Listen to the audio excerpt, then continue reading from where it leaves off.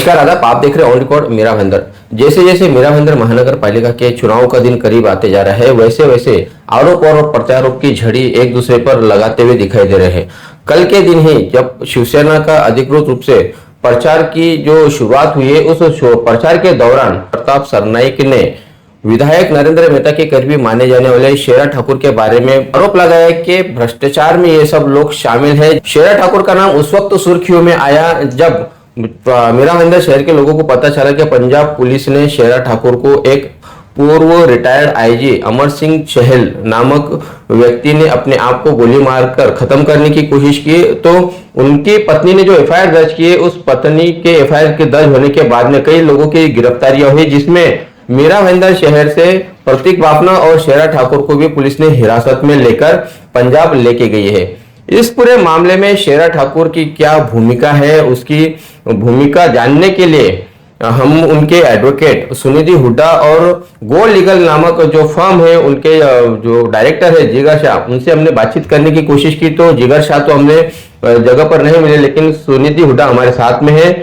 ये बताइएगा कि ये जो अमर सिंह चहल जो पूर्व रिटायर्ड आईजी है पंजाब के, तो उन्होंने आत्महत्या करने की कोशिश की, इस तरह का एक मामला दर्ज है। और उसके पीछे जो वजह बताई जा रही है कि उनके साथ में करीब 8 करोड़ रुपए का गबन हुआ है।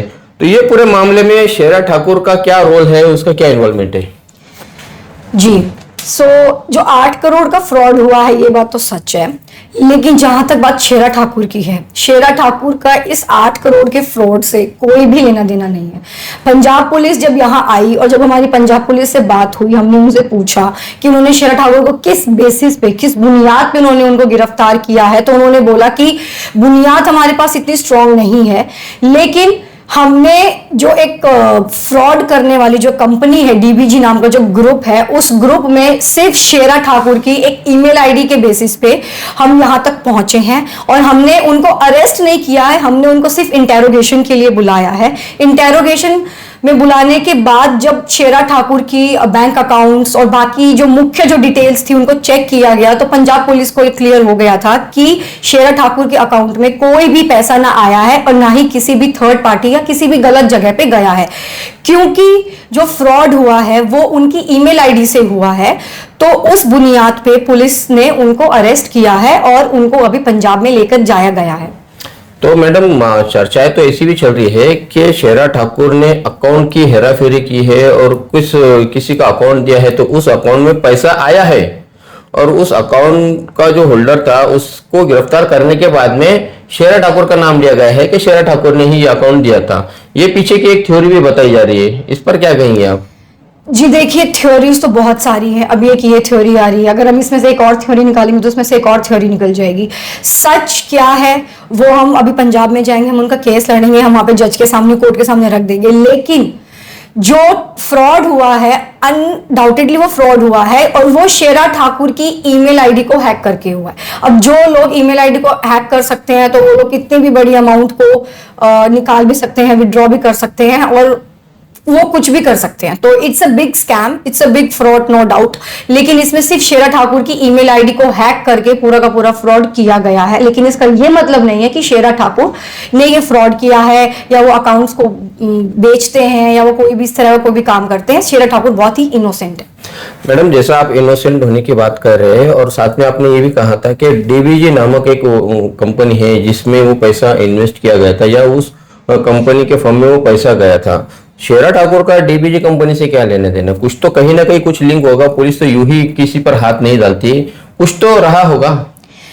शेरा ठाकुर के एक बहुत ही क्लोज दोस्त है। एक बार उनको कोई फाइनेंशियल हेल्प चाहिए थी, तो उन्होंने एज अ दोस्त उनकी हेल्प की थी और उसके बाद उसी दोस्त ने शेरा ठाकुर को बोला था कि कुछ एक बहुत ही छोटी सी अमाउंट थी 10-20 हज़ार की, कि आप जाके मेरे दोस्त को देके आ जाओ।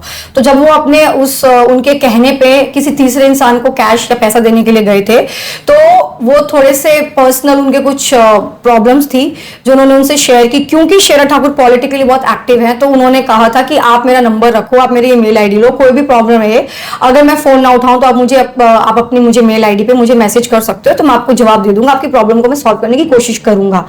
तो एक ये वजह है जिसकी वजह से वो जो मेल आईडी है जिसको यूज करके इतना बड़ा फ्रॉड किया गया है, वो जो डीबीजी ग्रुप मिला है, उस डीबीजी ग्रुप में उस मेल आईडी को यूज किया गया है। उस मेल आईडी को प्रॉपर मैसेजेस में बताया गया है कि ये मेल आईडी है, ये मेल आईडी है।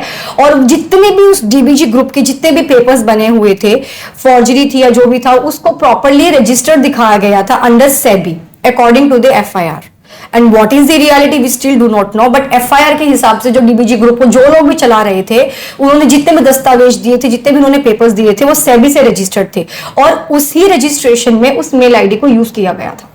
तो ये माना जा सकता है कि जिस व्यक्ति को या जिस दोस्त को उन्होंने 10-20 हजार रुपए की मदद की थी, उसका उस डीबीजी ग्रुप से कोई लेना देना है, उसका कनेक्शन है, और वो उसी बुनियाद पर शेरा ठाकुर को भी साथ में लिया गया है। देखिए, इस चीज पे मैं कोई कमेंट नहीं कर सकती हूँ, क्योंकि ऐसे किसी भी इनोसेंट इंसान का मैं नाम ले दूंगी वो भी गलत रहेगा। उसकी इन्वॉल्वमेंट है नहीं है, हमको इस बारे में कुछ भी जानकारी नहीं है। मैं इस पे कुछ भी बोलना नहीं चाहूंगी। एक आखिरी सवाल का जवाब दीजिएगा कि आगे शेरा ठाकुर गिल्टी नहीं है, वो इनोसेंट है, ये आप कैसे साबित कर पाएंगे न्यायालय में, और कैसे अपना पक्ष रख पाएंगे? क्या आपके पास में मुद्दे हैं? अगर मैं अभी मीडिया को मुद्दे बता दूंगी तो वो मुद्दे फिर मुद्दे नहीं रहेंगे। तो इस चीज का जवाब हम लोग कोर्ट में ही देना चाहेंगे। जितना भी मेरे को बताना था वो मैंने अभी बता दिया है। बाकी जैसे भी रहेगा उधर कोर्ट में जो भी रहेगा, मैं मीडिया के साथ हम अपडेट में रहेंगे। उधर भी हमारी टीम बैठी है जो शेरा ठाकुर को पूरे तरीके से डिफेंड करेगी, और हम शेरा ठाकुर को कैसे भी करके छुड़ा के लाएंगे, क्योंकि हम जानते हैं उन्होंने कुछ नहीं किया है। और जो भी हमारे पास एविडेंस है, जो भी हमारे खुद के जो हमारी स्टोरीज हैं, जो हमारी कंटेंशंस हैं, वो हम कोर्ट के सामने अच्छे से रखेंगे। धन्यवाद मैडम हमसे बात करने के लिए। यह है सुनिधि हुड्डा जो शेरा ठाकुर की वकील है। इन लोगों को भी ये बड़ी उत्सुकता है कि शेरा ठाकुर का उस अमर सिंह चहल जिन्होंने अपने आप को खत्म करने की कोशिश की थी, जिनके साथ में 8 करोड़ रुपए का फ्रॉड हुआ है, उस अमर सिंह चहल की पत्नी ने जो एफआईआर दर्ज की है, उस पूरे मामले में शेरा ठाकुर का क्या रोल है? शेरा ठाकुर ने बैंक अकाउंट की हेराफेरी की है, या वो जो डीबीजी ग्रुप जिसका नाम लिया जा रहा है कि जिस डीबीजी ग्रुप ने उन्हें ठगा है? बहरहाल शेरा ठाकुर की जो एडवोकेट है सुनिधि हुड्डा, उनका मानना है कि उनके जो क्लाइंट है वो बेकसूर है, उन्हें फंसाया गया है, वो इनोसेंट है। शेरा ठाकुर का इस पूरे मामले में नाम जुड़ने से मीरा भाईंदर शहर की सियासत में भी हलचल मची हुई है। आरोप और प्रत्यारोप में एक तरह से शेरा ठाकुर को भी अब इस्तेमाल किया जा रहा है। अपने भाषणों में तड़के के तौर पर शेरा ठाकुर का नाम लिया जा रहा है। आप देख रहे हैं कैमरामैन आरिफ कुरैशी और साबिर शेख के साथ ऑन रिकॉर्ड मीरा भाईंदर। धन्यवाद।